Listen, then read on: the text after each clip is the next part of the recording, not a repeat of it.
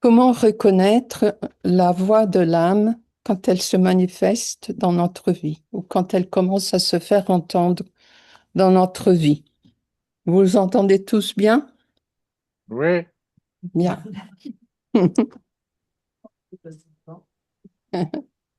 L'âme a certaines lois qui gouvernent son fonctionnement.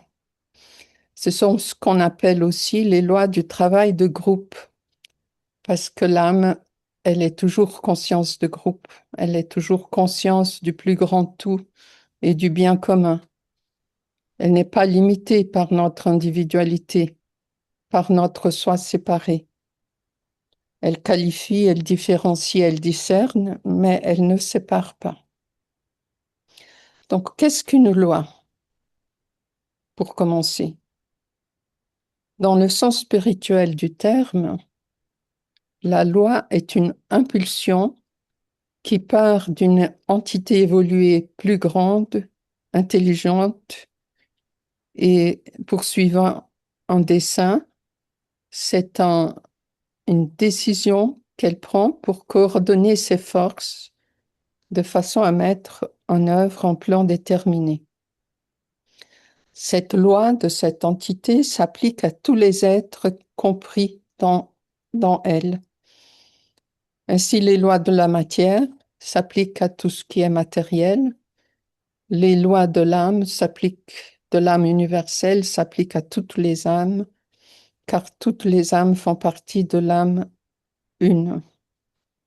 La loi est donc l'expression ou la manifestation d'un aspect de la vérité, l'évidence extérieure d'un principe subjectif.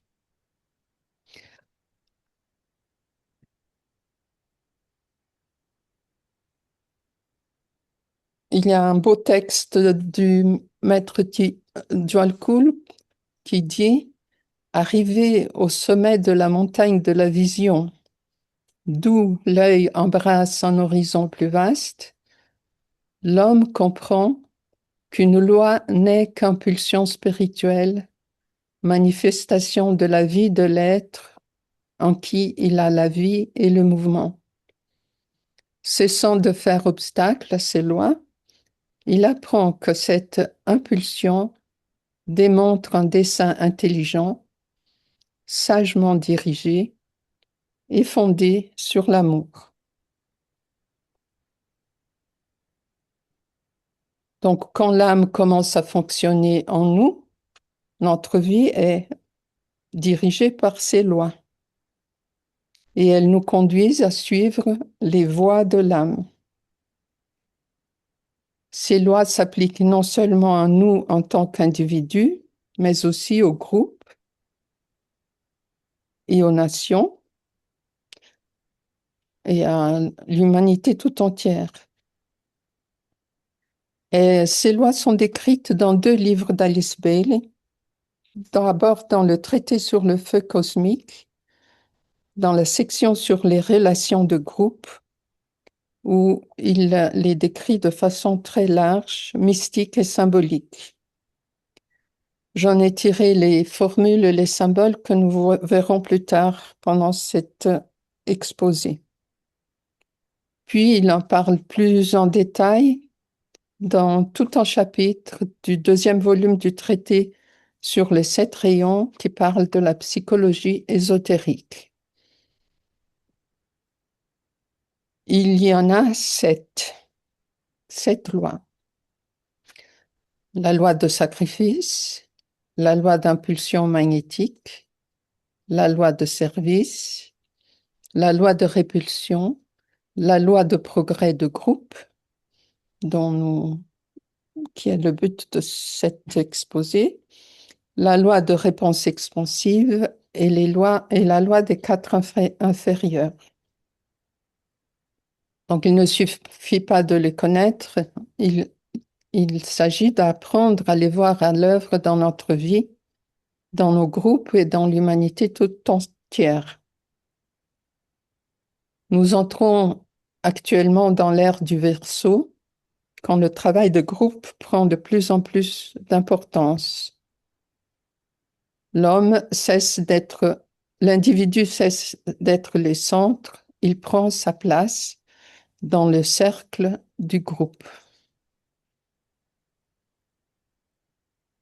Cette loi de progrès de groupe, ou la loi de progrès de groupe, est particulièrement intéressante pour nous qui cherchons à œuvrer pour aider à faire émerger une civilisation et une culture nouvelle fondée sur les justes relations, la fraternité et le partage. Mais pour commencer, j'aimerais parler des autres lois, car elles nous aident à comprendre comment la voix de l'âme se fait entendre et nous amène à intégrer des groupes. Je vais d'abord les présenter sous leur aspect symbolique et mystique, comme l'a fait le maître Jwalkul, et ensuite essayer de comprendre leur portée dans la vie et dans la vie de groupe. Et je vais parler particulièrement d'une expérience de coopération entre divers groupes. Alors, je vais proposer le procédé suivant. Je vais d'abord énoncer ces lois dans ces phrases, ces symboles tels qu'ils sont donnés dans le traité sur le feu cosmique. Et ensuite, je vais montrer une image du symbole. Ces images ont été dessinées par Gérard Alvernia, ici présent, qui est membre du groupe intérieur de l'Institut Alcor. Et certaines de ces diapos ont été générées par l'intelligence artificielle. Donc, après avoir énoncé chaque loi, je vais vous donner 1 minute pour réfléchir, méditer et contempler l'image qui caractérise cette loi. La loi 1 est la loi de sacrifice. C'est la loi de ceux qui choisissent de mourir. Son symbole est une croix rose avec un oiseau d'or. Sa parole est j'inclus tout. Donc, voici l'image.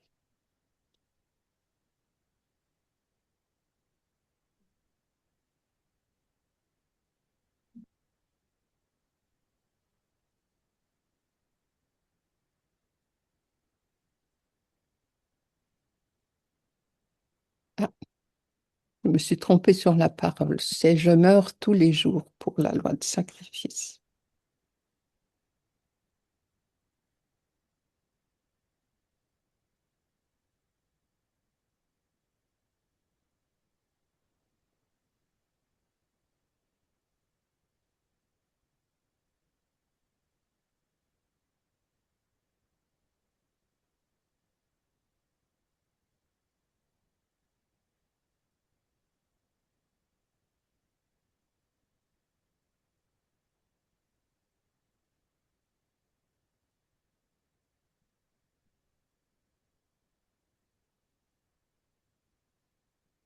L'âme demande d'abandonner la séparativité. Ce sacrifice, il peut être compris comme un don de soi.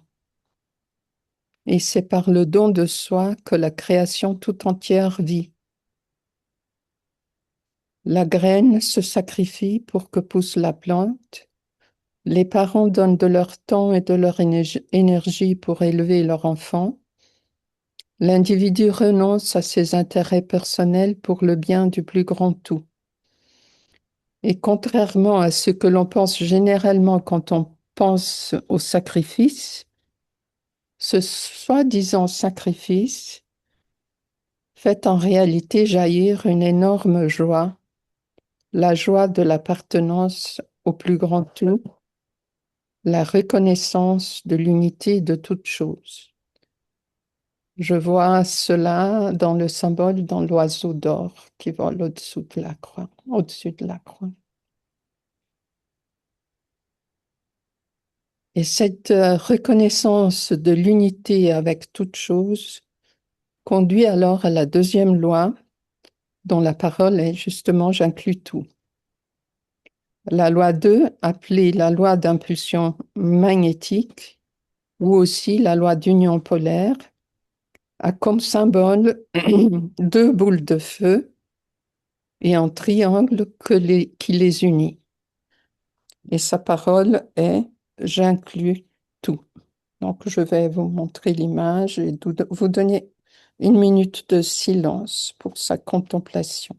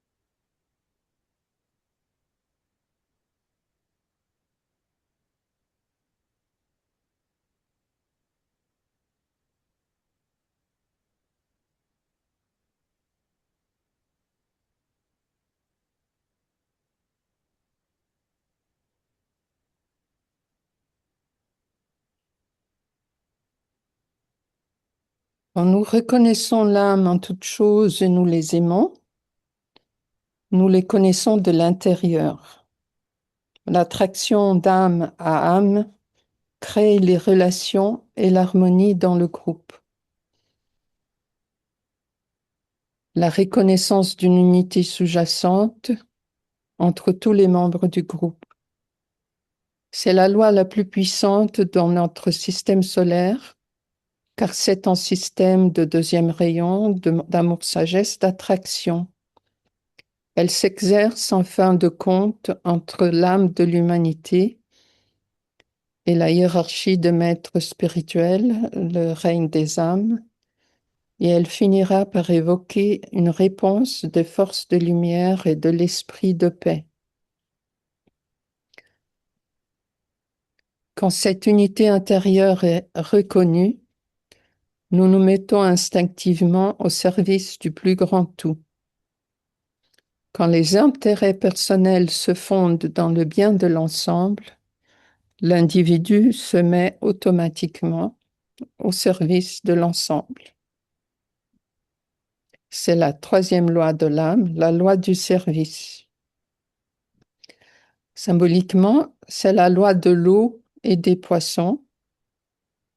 Son symbole est un homme qui porte une cruche d'eau sur la tête et sa parole est « Je vivifie ».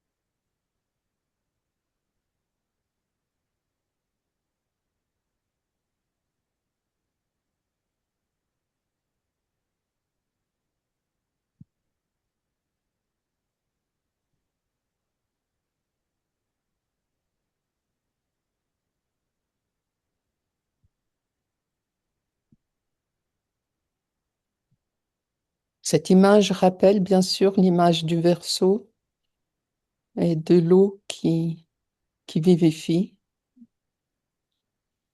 Cette eau est l'amour qui se déverse depuis le cœur. Ce n'est pas un service rendu par sens d'obligation ou parce que le malheur des autres nous fait de la peine ou parce que nous pensons que c'est nécessaire pour avancer spirituellement. c'est en service spontané. J'ai trouvé une autre image qui me semble rappeler aussi cette loi, l'image de l'homme avec des proportions parfaites. Et bien sûr, l'exemple le plus grand que nous connaissons de cette loi, le Christ rédempteur.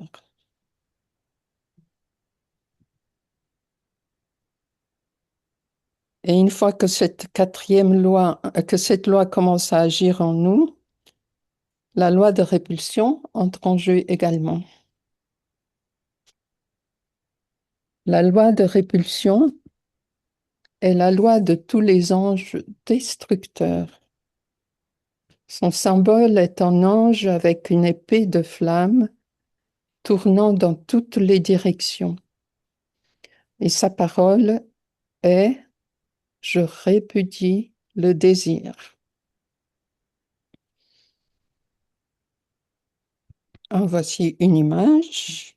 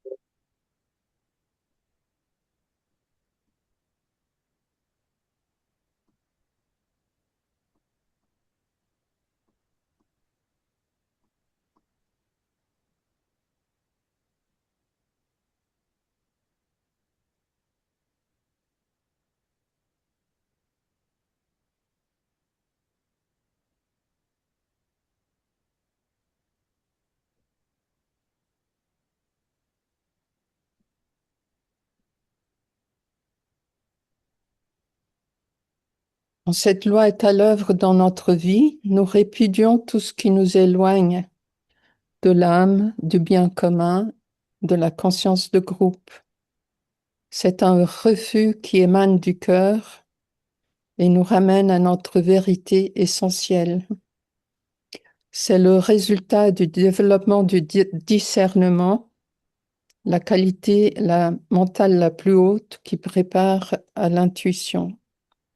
À nouveau, ce n'est pas un refus par sens d'obligation ou par se martyriser, c'est le fait de vraiment chercher l'essentiel et de quitter tout ce qui n'est pas essentiel.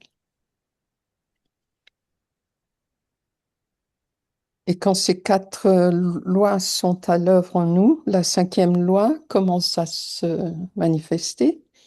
La loi de progrès de groupe, ou aussi appelée la loi d'élévation, dont le symbole est la montagne et la chèvre, liée au Capricorne.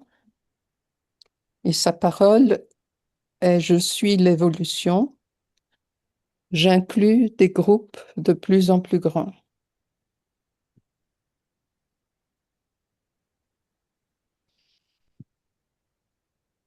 À côté du symbole de la montagne et de la chèvre, on a un petit symbole créé par l'intelligence artificielle pour parler de l'élévation des groupes.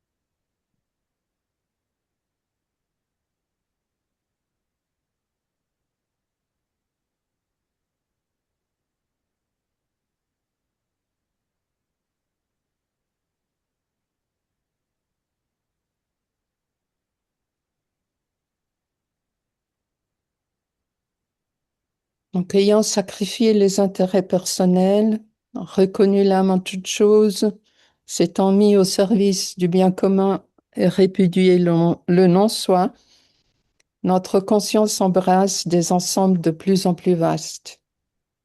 Ce faisant, nous contribuons à élever la conscience des groupes auxquels nous appartenons, depuis le groupe familial, notre cercle de connaissances, notre communauté, notre nation et jusqu'à l'humanité tout entière. En fin de compte, c'est la planète qui s'élève par par l'action de cette loi de progrès de groupe. Cela est résumé très bien dans le traité sur le feu cosmique. Le sacrifice, le service, le magnétisme, le progrès de groupe, la répulsion divine ne sont que des termes inadéquats par lesquels nous cherchons à exprimer la vérité divine qu'est la vie et l'expression complète du Logos, ne seront possibles et son dessein ne sera révélé que lorsqu'il aura amené chaque unité atomique au stade de la réalisation de soi. Puis, il les conduira jusqu'au point de sacrifier ce soi réalisé afin que la volonté et le dessein divin soient consommés et que la vie et la gloire divine puissent briller parfaite et radieuse. La pleine expression de la vie, dont l'intermédiaire est l'âme, comme l'a dit Marie-Agnès en introduction. Restent deux lois. Ces deux dernières lois s'appliquent au travail du groupe subjectif, c'est-à-dire dont les membres ne sont pas incarnés physiquement. Le groupe sur le plan physique peut coopérer avec le groupe subjectif, mais il faut d'abord qu'il développe sa sensibilité au plan subtil. Pour cette raison, le maître Djwalkul ne donne pas de détails sur ces lois, ni dans le traité sur le feu cosmique, ni dans le traité sur les 7 rayons.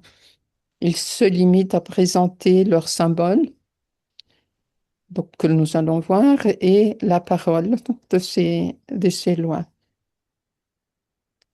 La loi 6 est la loi de réponse expansive. Son symbole est un soleil rose avec à l'intérieur un triangle bleu, pointe en bas, c'est l'eau. Et à l'intérieur de celui-ci, un petit triangle rouge, pointe en haut, c'est le feu. La parole, c'est je suis l'adaptation. Donc, en voici l'image.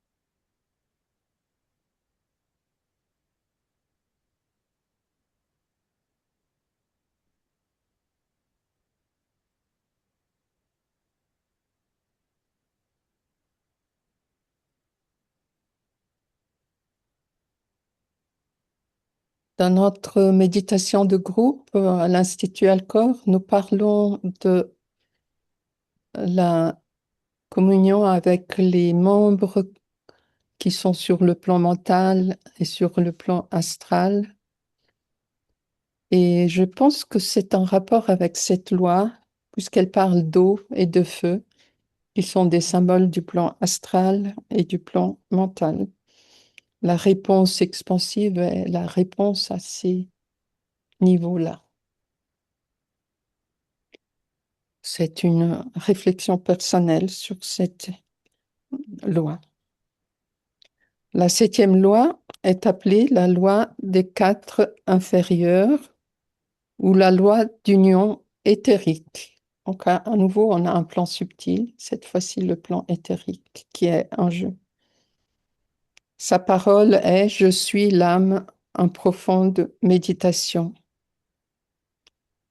Son symbole est un couple dos à dos. L'homme porte un plateau d'argent tourné vers le haut. La femme porte une urne contenant de l'huile. Et voici son image.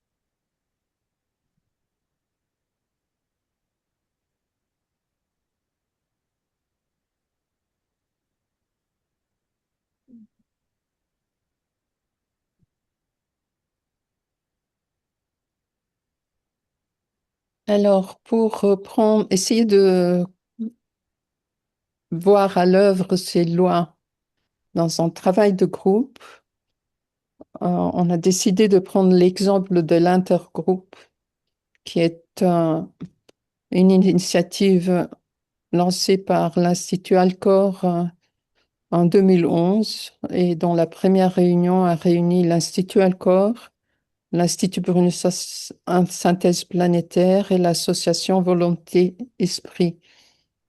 Ce travail consistait à rechercher une coopération entre groupes inspirés par l'enseignement ésotérique, notamment celui dans les livres d'Alice Bailey. Et sa finalité a été formulée en 2014 comme étant d'être un centre de sagesse active avec la finalité de vulgariser l'attitude intérieure fondée sur l'énergie du cœur pour alimenter les transformations de la société. On a déterminé en 2015 trois mots-clés pour caractériser les énergies de ce groupe, de cet intergroupe. Sagesse, rayon 2, harmonie, rayon 4, et coopération. Pour ce faire, nous avons médité et réfléchi en suivant l'exemple qui est donné dans le livre État de disciple dans le Nouvel Âge, où le maître Djwhal attribue à chaque disciple trois qualités que chaque disciple doit travailler dans cette vie. Nous avons aussi rédigé un code de conduite qui définissait notre mode de fonctionnement, une animation à tour de rôle. Chaque année, un des groupes anime le travail de l'un des groupes. Jusqu'à 2016, le groupe s'est réuni une fois par année en présentiel uniquement. Et à partir de 2016, des réunions en visioconférence tous les 2 mois se sont ajoutées. Nous avons recherché une activité de service en commun et c'était en 2019 l'organisation par les trois groupes ensemble d'un séminaire d'une journée lors de la semaine du nouveau groupe de serviteurs du monde. En 2022, l'association Pont Arc-en-Ciel a rejoint l'intergroupe. L'intergroupe expérimente depuis de nombreuses années à comment coopérer sagement, harmonieusement, sans perdre de sa note et sa couleur spécifique, ou la note et la couleur spécifique de chaque groupe. Au contraire, les points de contact de recouvrement redynamisent les échanges et nous nous élevons mutuellement. Eh bien, comment les lois de groupe ont influencé ce travail ou se sont fait sentir dans ce travail? Il faut dire que pour chaque groupe qui a rejoint l'intergroupe, il y a eu un processus similaire, d'abord de consolidation, c'est-à-dire que seulement des groupes déjà consolidés ayant une personnalité ferme sont capables de s'ouvrir à la coopération avec d'autres groupes. Cela ressemble au travail que doit faire l'individu pour former une forte personnalité, intégrant pensée, émotion et action en un tout cohérent avant que la voix de l'âme puisse se faire entendre. La première loi qui se manifeste, c'est la loi de sacrifice. Et on voit que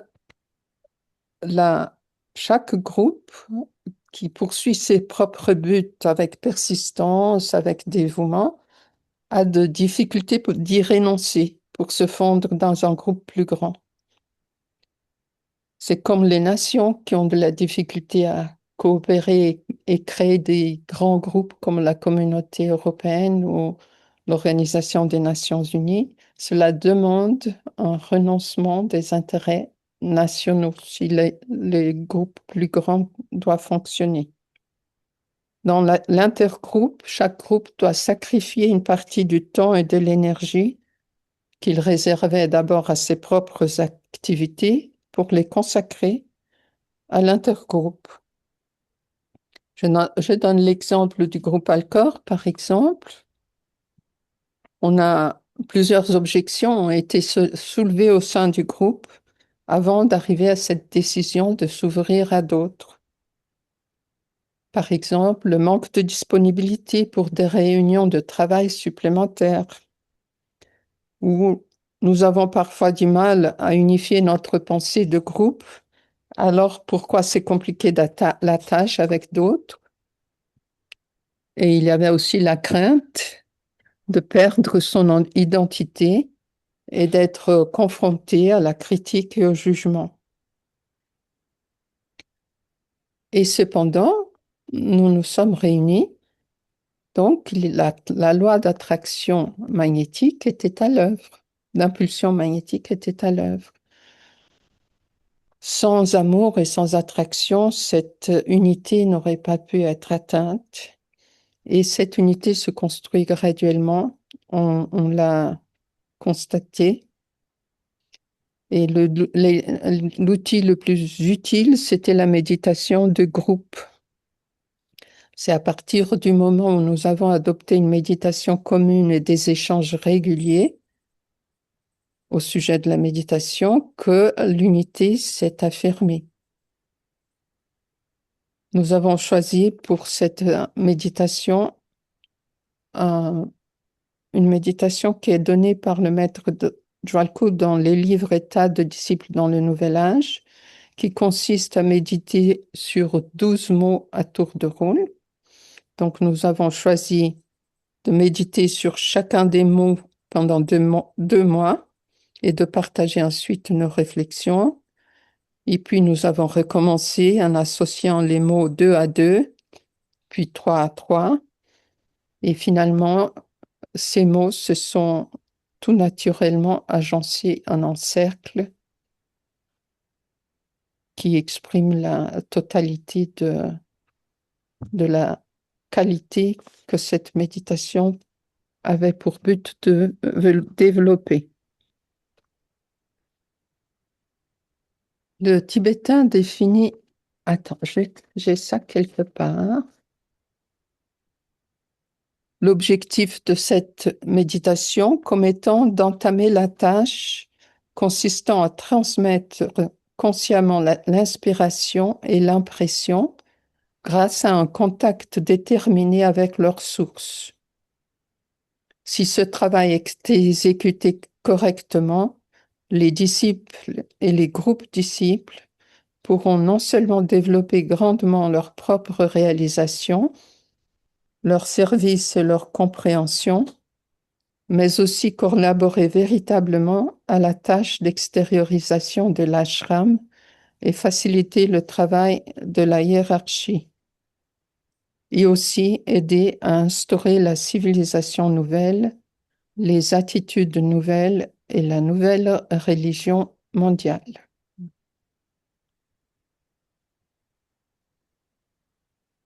L'unité établie, quel est le service de l'intergroupe?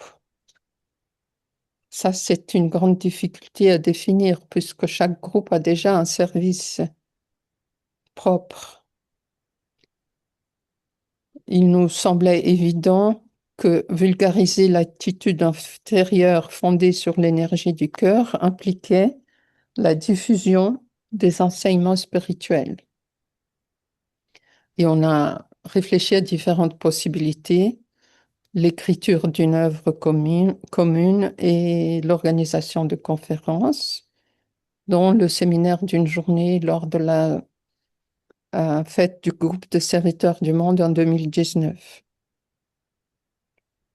Mais la diffusion des enseignements ne se fait pas uniquement par des canaux traditionnels comme les conférences, les publications. Le vrai service intérieur est défini comme la création des points focaux d'énergie, des points focaux de diffusion d'énergie à partir du plan mental dans 10 directions ou domaines d'application différents. C'est en fait un travail sur le plan mental et qui implique la télépathie.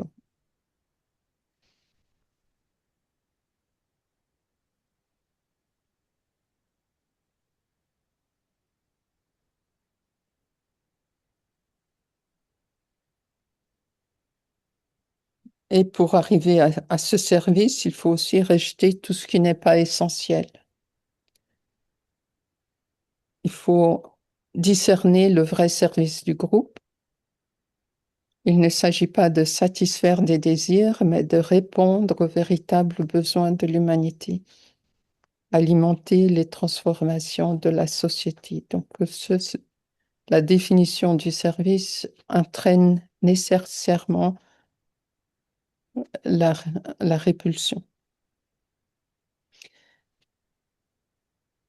On voit ainsi que le travail de chaque groupe vient enrichir l'ensemble de groupes et renforcer chacun des groupes participants. C'est la loi de progrès de groupe qui se met en action.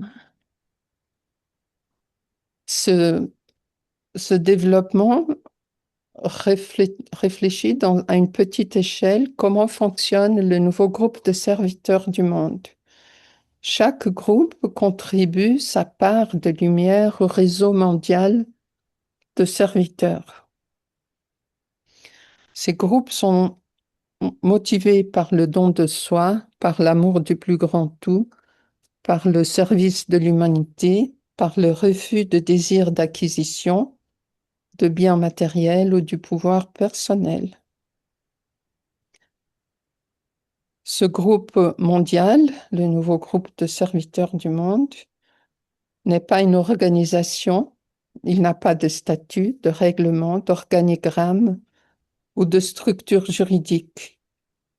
Il est un réseau d'énergie vivante préparé pour recevoir les énergies d'amour, de lumière et de volonté de bien émanant du règne des âmes, de la hiérarchie spirituelle, et à mettre en œuvre le plan divin pour l'humanité et la planète, inaugurant ainsi la nouvelle civilisation et la nouvelle culture mondiale basée sur de justes relations et les lois de l'âme.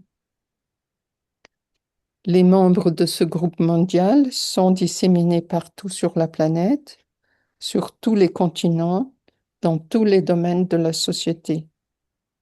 Ils sont reliés par la pensée commune et une étroite relation sur le plan mental et sur le plan éthérique. La loi d'attraction sur le plan de l'âme les unit.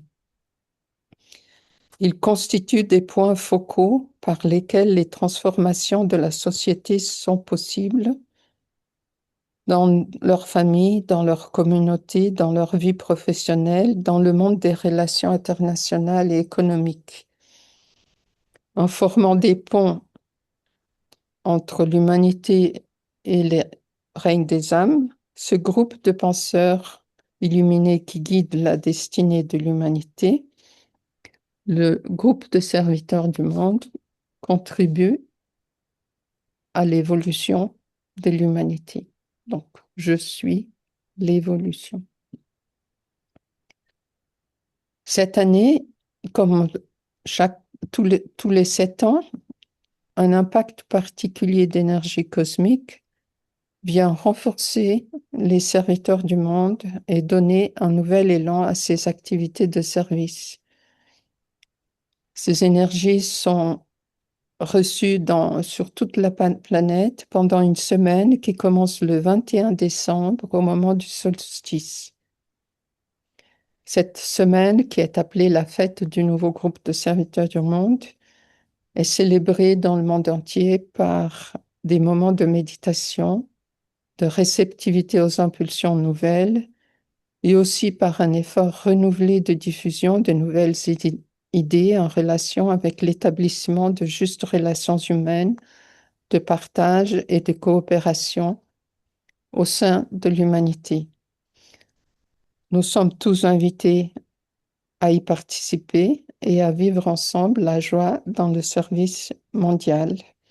Et l'intergroupe va aussi y participer et y contribuer dans cette semaine.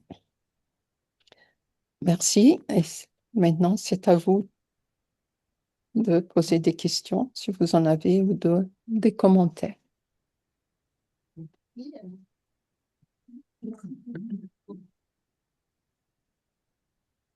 Merci Alice, c'était très intéressant. Donc si vous avez des questions en Zoom, donc je vois déjà Christian. Vas-y Christian. Oui, moi, ce que j'ai remarqué dans les images des lois, c'est qu'on trouve toujours l'horizontale et la verticale sur sur les cinq premiers. Et ce qui est important entre ces deux orientations, c'est le point de rencontre entre les deux. Et c'est à partir de là que les choses peuvent se développer. Même quand on voit la petite dame avec son épée, hein, qui est horizontale, elle a un bras vertical. Donc on retrouve aussi l'horizontale et la verticale. C'est important le symbole des images, quoi. Oui. Oui, c'est vrai. Merci Christian. Fanchon? Oui, merci infiniment, Alice. C'est absolument extraordinaire ta présentation. Ça clarifie beaucoup de choses dans la compréhension. Et merci beaucoup. Et je voulais te demander, j'ai pas compris le dessin où tu dis qu'il y a un triangle d'eau et un triangle de feu. Je les vois pas dans le dessin. Tu parles d'un Oui. cercle. Est-ce que tu peux me l'expliquer, s'il te plaît? Je vois pas où est le triangle d'eau et le triangle de feu. C'est moi qui vais répondre puisque c'est moi qui ai fait les dessins. Ben, dans la description que j'avais à l'époque, quand je l'ai fait, je sais pas, il y a 25 ans, dans la description que j'avais, il n'y avait pas ce triangle. Donc c'est pour ça qu'ils n'apparaissent pas. Parce que c'est bien donc la loi 6 avec je suis l'adaptation et en fait c'est un octogone quelque part. Donc voilà. Mais merci. Non, mais c'est celle du soleil, hein, c'est ça? Oui, le symbole du soleil Le avec, soleil. C'est la loi 6. Oui. oui, la loi de réponse expansive. Voilà, Oui, parce que tu parles de triangle d'eau et à l'intérieur duquel il y a un triangle de feu. Et moi, je vois un octogone et ça me paraît quand même assez intéressant, cet octogone. Mais j'essaye de comprendre où est le triangle de feu et où est le triangle d'eau. oui, Ils n'y sont pas parce que je ne les ai pas dessinés. Il faudra que je les rajoute. oui, D'accord, d'accord. Ok, merci beaucoup. Mais c'est quelque chose à travailler peut-être en commun. Oui, merci. oui, Merci beaucoup, Alice. de rien. D'autres questions dans la salle? En fait, c'est ça.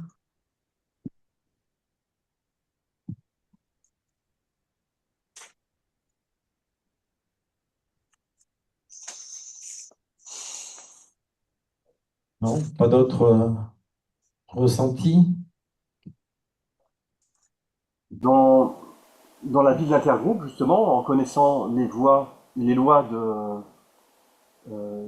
groupe, les lois spirituelles de groupe, est-ce que vous arrivez à sentir les différentes voix, les différentes lois, pardon? Les différentes lois. Oui. Dans votre relation avec l'intergroupe et votre évolution dans l'intergroupe, euh, maintenant qu'il y a cette focalisation sur les lois de groupe, est-ce que vous arrivez à regarder votre vie d'intergroupe avec ces lois?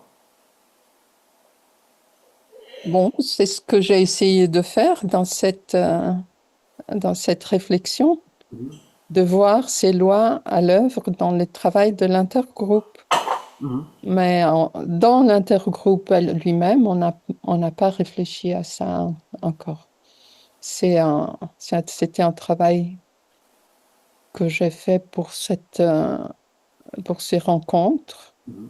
Et j'ai choisi l'intergroupe comme un exemple possible de démonstration de ces lois. Mais c'est Mhm. vrai que ce serait intéressant peut-être de le faire dans l'intergroupe.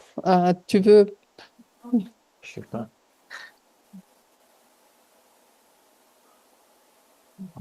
il y a Françoise qui va dire quelques mots.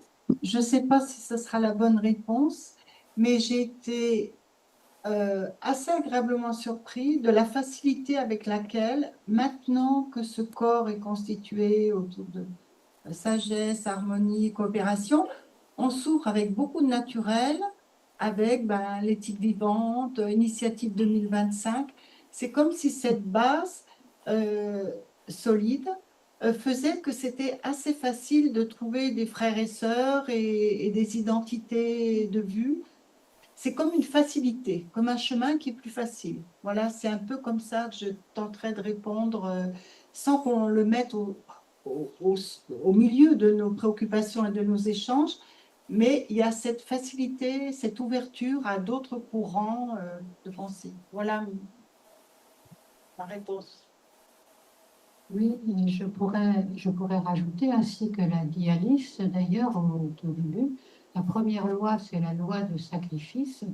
Et dans l'intergroupe actuellement, nous n'avons plus cette espèce de réflexe de peur, de peur de perdre notre identité de groupe.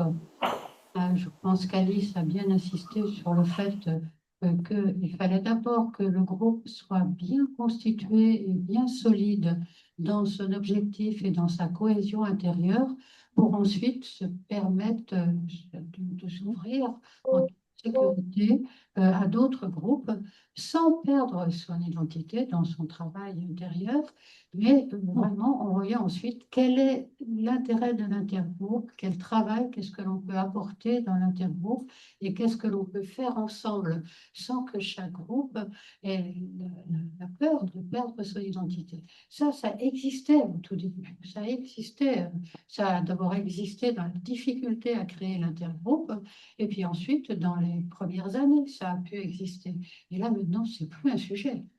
C'est globalement, on réfléchit ensemble, qu'est-ce que à nous tous on peut faire, quel service on peut rendre, en quoi est-ce qu'on peut, qu'est-ce que l'on peut manifester du plan. Et je pense que déjà, cette loi de sacrifice, je ne dis pas qu'on comprise, hein, c'est pas ça. Mais en tout cas, dans les premières tensions que ça nous mettait, nous n'avons plus.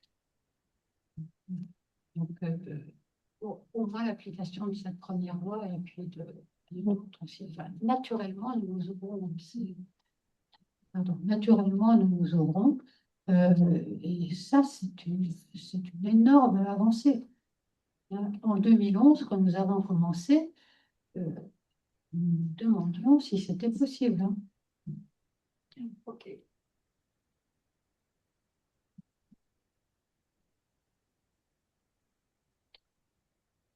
Pas d'autres questions?